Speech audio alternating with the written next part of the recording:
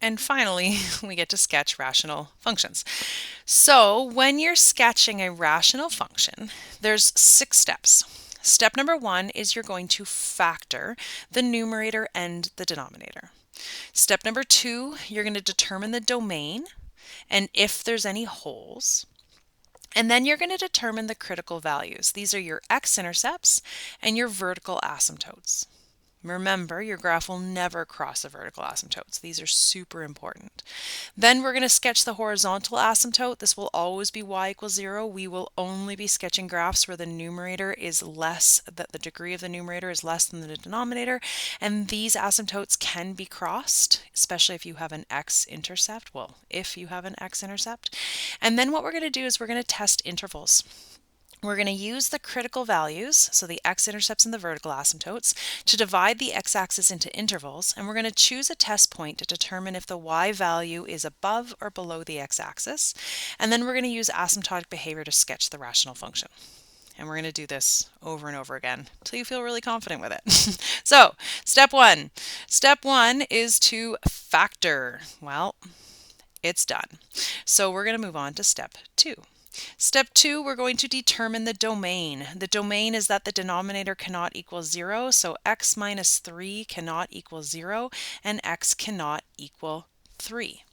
Then, step number 2 also includes if there's any holes. So if you have any common factors, just figure out where that hole is, so that now we can move on to our critical values. And this is, well, actually, it's not the most important step. It's important. Your critical values are going to be your vertical asymptotes and your x-intercepts. Now your vertical asymptote will be any domain restriction that's not a hole. So for me, I have a vertical asymptote at x equals 3, and I'm just going to sketch that right now as we're going. So I'm going to put a vertical line. Now this line doesn't actually exist. Remember, if I put this in Desmos, it will not appear, but it's really good to have guidelines on where to sketch. And then we're going to look for any x-intercepts. To find an x-intercept, you let y equal 0. Let me make that a little bit neater. So if I look at this graph, I'm going to say 0 equals 1 over x minus 3. I'm going to multiply both sides by x minus 3. And I end up with 0 is equal to 1. So there are no x-intercepts. So the only critical value I'm going to have is my vertical asymptote. So then I'm going to move on to step 4, which is going to be my horizontal asymptote. Now this graph is going to have a horizontal asymptote at y equals 0 because all the ones that we sketch will have a horizontal asymptote at y equals 0. How come? Because the degree of the denominator will always be greater. So I'm going to draw this horizontal asymptote, and remember this asymptote can be crossed with an x-intercept. This graph has no x-intercept, so we're good. Then we're going to move on to step 5. Step 5 is where we're going to take this graph and break it up into its intervals. And so what's going to happen is you're going to take your critical values. So I kind of like to do it underneath the graph. And I'm like, okay, this one has a critical value of 3, which is a vertical asymptote. And then what's going to happen is your graph's going to either be above the x-axis or below the x-axis to the like in every interval. So over here it could be above, it could be below. Over here it could be above, it could be below. To determine that, you test a point. So let's check 0. So we're going to try h at 0, and I get 1 over 0 minus 3, which is 1 divided by negative 3, which we don't even care what it is, we just care that it's negative. So that's going to tell me that in this interval, so this is where we break it up into intervals, in this interval over here, the graph is negative. The y values are negative when the x values are less than 3. Now, I'm going to do this part while I'm doing it. I'm going to do my graph, I'm going to sketch my graph using asymptotic behavior. So all I know is that I'm below the x-axis because my y values are negative, but I know I need to approach this asymptote and I need to approach this asymptote. And again, this does not need to be a perfect graph. What we're going to do next lesson is purely use this. You don't actually have to sketch. So yeah. take it as you will. This is what we're going to use in 4.6, but we're going to make it into this for 4.5. Then I'm going to test a value to the right of 3. So let's test something like 4. I get y equals 1 over 4 minus 3, which again, I don't care what the actual value is. I care that it's a positive value. That means that the graph is going to be above the x-axis in this section. So you're going to get that shape that we talked about in that very first lesson, and it's going to be in the upper right quadrant.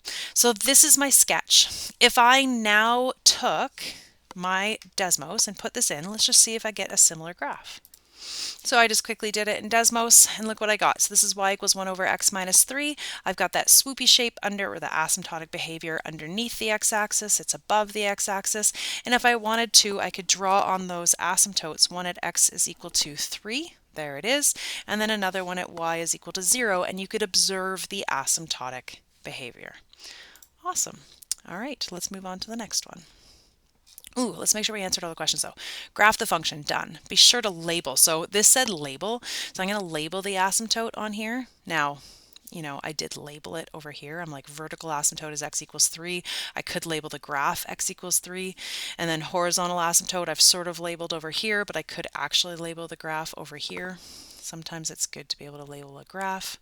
And then list the domain. Yeah, this is my domain. So maybe we'll just make it clear. That was the domain. And then the x-intercepts, which there were no x-intercepts. Awesome. Okay, now we can move on to the next one.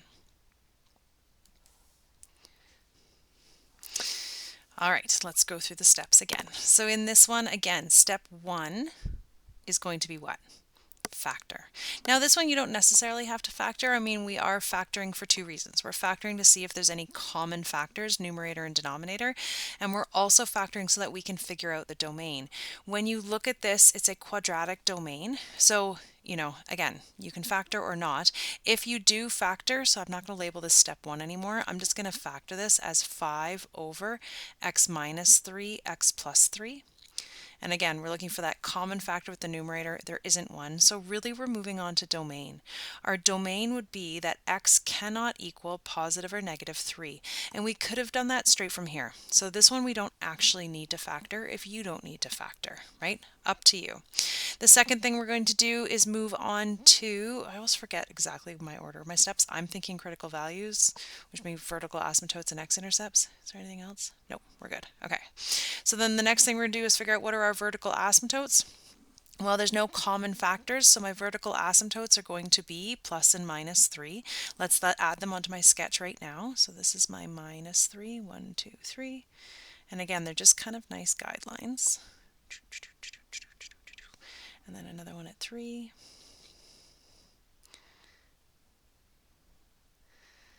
And again, we're looking for critical values at this step, so maybe we should put that as a subtitle, critical values. So my vertical asymptotes are one of the things that break up the x-axis. The other thing are my x-intercepts. To find the x-intercepts, you set the equation equal to 0, or you make the y a 0. Now this one again, because there's nothing in the numerator, when I go to multiply both sides by x squared minus 9, I get 0 equals 5. I get a contradiction. So there are no x-intercepts. So those are my only critical values. So now when I'm thinking about breaking that x-axis up into the critical values, I have a negative 3 and I have a positive 3. So I'm going to pick an x value over here, something like negative 4. I'm going to pick an x value between negative 3 and 0, something like 0. I'm going to pick an x value to the right of 3, so something like 4. And I'm going to plug it into the original equation or the factored version, it doesn't matter. When I plug in negative 4, I get negative 4 squared is 16. 16 minus 9 is 7. I'm ending up with a positive value. When I put in 0, I get 5 over negative 9. I end up with a negative value. When I plug in 4, it's going to be the same as negative 4, so I'm going to back up and get a positive value. So this graph is going to start up here. Oh, horizontal asymptote. Sorry, I always forget that. Y equals 0. It's because it's always the same. I always forget it being a step. Right? So I'm in this interval here. Is it above or is it below? Well, because the y values are positive, I'm up here and I'm going to make that asymptotic behavior. I'm going to approach my vertical asymptote and approach my negative asymptote. Between here and here, I'm negative only. There's no value that makes me cross the x-axis, so I have to stay all below and approach my asymptotes. And you're not going to know this, right, the first time you see it, but you're going to see it once and be like, oh, that's what it looks like. So it's almost like you're forced into this little box. So what's going to happen is you want to approach this asymptote, and then you can't cross, and you also want to approach this asymptote. So you're going to get that U shape. Okay, and then lastly, we're above the x-axis. I have positive y values, so I'm going to have another one of these approaching the vertical asymptote and the horizontal asymptote. And again, if you want to check to make sure that you're on the right track, I mean, there will be an answer key for you to check, but we could also just quickly plug this into Desmos. So this one was, what was it, 5 over x squared minus 9. I've got that x, or the vertical asymptote at x equals negative 3 and x equals 3. I've got a horizontal asymptote I'm approaching at y equals 0, and then I get that upwards, lower, upwards again. Awesome. Let's try the next one. So in this next one, this is going to be the first one where we actually end up with an x-intercept, but let's go through our steps. So step number 1 is to factor, and again, it's optional for this one, because when I factor, you'll see that there are no common factors with the numerator and the denominator. But having it in the factored version allows me to see my domain. My domain is x cannot equal plus or minus 3. Because there's no common factors, that means that my vertical asymptote, which is my first critical value, would be x equals positive and negative 3. I could sketch those right away. Here and here. I'm also going to look for my x-intercepts. To find your x-intercepts, you set the equation equal to 0. We get 0 equals 5x over x squared minus 9. Multiplying both sides by x squared minus 9, I get 0 is equal to 5x, which I then divide by 5, and I end up with x equals 0. This one has an x-intercept. It has an x-intercept at x equals 0. This is another one of those critical values that I'm going to place on my graph. Then don't forget your horizontal asymptote. My horizontal asymptote for these will always be y equals 0, so I'm going to put a horizontal line at y equals 0. All right, then we're going to break our graph up into intervals. This time I have 3 critical values. I have negative 3, I have 0, and I have 3. These are my asymptotes. This is my x-intercept. Now when you're picking your x values, you're going to pick something to the left of negative 3, like negative 4. You're going to pick something between negative 3 and 0, like negative 1. You're going to pick something between 0 and 3, something like 1, and then something to the right of 3, so something like 4. When you plug these into the equation, you can show your work. I'm kind of running out of room, but if I'm going to plug in negative 4, I get 5 times negative 4 all over negative 4 squared minus 9, which is going to give me negative 20. And again, we don't actually care about the numbers themselves.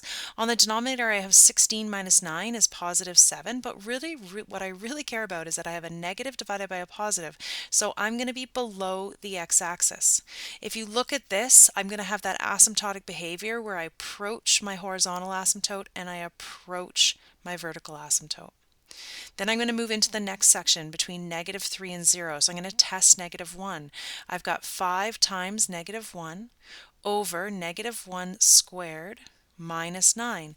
Again, I don't care what the actual value is. I care that it's a negative. 5 times negative 1 is negative. And then on the bottom I have 1 minus 9, which is also negative. So this is going to be above the x-axis. So somehow I'm going to go from this critical value of 0 and I'm going to approach this vertical asymptote in a positive direction. Then I'm going to test something like 1. Now I will give you a hint. There is only one scenario that you will ever graph that doesn't go negative, positive, like they will always alternate, unless you have something like 1 over x squared. So remember that one way back in that first lesson? We can scroll up and show you if you want. So if we go way, whoops, not that far. Karen, here. So 1 over x squared, and that's because no matter what I put in for x, I couldn't make it negative. And so a scenario like this is the only one that won't alternate. Everything else, you'll notice it goes negative y values, positive y values, negative y values, positive y values, negative y values, negative, positive, negative, positive. They're always going to alternate. So you can keep that in mind. So generally what I do when I'm starting to get lazy is I only pick one interval to check, and then I just alternate them from there. If you're unsure if you've picked the correct critical values though, it could be good to check in maybe another 1, 2, or 3 intervals just to make sure. But if I were to plug in 1, I would have a positive over a negative, so it's negative. If I would plug in 4, I would have a positive value over a positive value, and it would be positive. So in this section between 0 and 3, I now have to approach my vertical asymptote in a negative direction, so I'm going to get that swoopy shape. And then from to the right of 3, I'm going to have positive y values, so I'm going to approach this asymptote from a positive direction, and then this one in a positive direction as well. So this is your sketch of this polynomial function. So look at what we've got so far. The first one, we only had one critical value. We ended up with those two, I need a name for these, like corner shapes, right? Because there was nothing in the middle. Then we broke it up where we had 2 critical values but no x-intercept, so I got this 2 corners within the middle. I had a u, and maybe instead of being here and here, they could be down here and down here, but then the u would be pointing up, right? That's something that could change. For this one, I had 3 critical values. I had 2 vertical asymptotes, and I introduced this x-intercept, which your graph can cross the x-axis, and so that gave me this shape where I have 2 corners, and then in the middle I get this, I don't know, reaching? I don't know. I'm like, it's a tan shape. I don't know. Whatever you want to call this shape. An S, kind of. But you get that shape. So let's try one more. So this is going to be the last one. So what I'm doing here in this note is showing you an example of each of the different types of graphs you're going to encounter in your homework. So again, 1 vertical asymptote, 2 vertical asymptotes, 2 vertical asymptotes, and an x-intercept. And then this is going to be one that has a hole. So if you look at this one, the first thing I'm going to do is factor. So I have x minus 2 over x minus 2 times x plus 1, right? 2 numbers that multiply to give me negative 2 and add to give me negative 1. And I notice this common factor, which means that this will simplify to 1 over x plus 1. But before I simplify, I should be stating my domain. My domain is going to be x cannot equal 2 or negative 1. But because the 2 was part of a common factor, when I go to find my vertical asymptotes, it's going to be at x equals negative 1. The 2 will not be a vertical asymptote. The 2 will actually be a hole. We will have a hole at x equals 2. If I want to find the y value of the hole, I'm going to plug in x is 2 into the simplified function. So if I put it in here, you're going to end up with an undefined function. So I'm going to plug it into 1 over 2 plus 1. So I'm going to have a hole at 2 1/3. So that's where my hole is. Then I'm going to go through and I'm going to find my x-intercepts. Now when you're doing this, you're doing it into the simplified function. So the only thing the original function is going to give you here is your hole. What we're really going to sketch is this. Okay, so we're going to say that I have a vertical asymptote at x equals negative 1, and then we're going to find our x-intercepts. Our x-intercepts, we would say 0 equals 1 over x plus 1. Because otherwise, if you do it into the original, you'll get an x-intercept at 2 and be like, but wait a minute, it's a hole.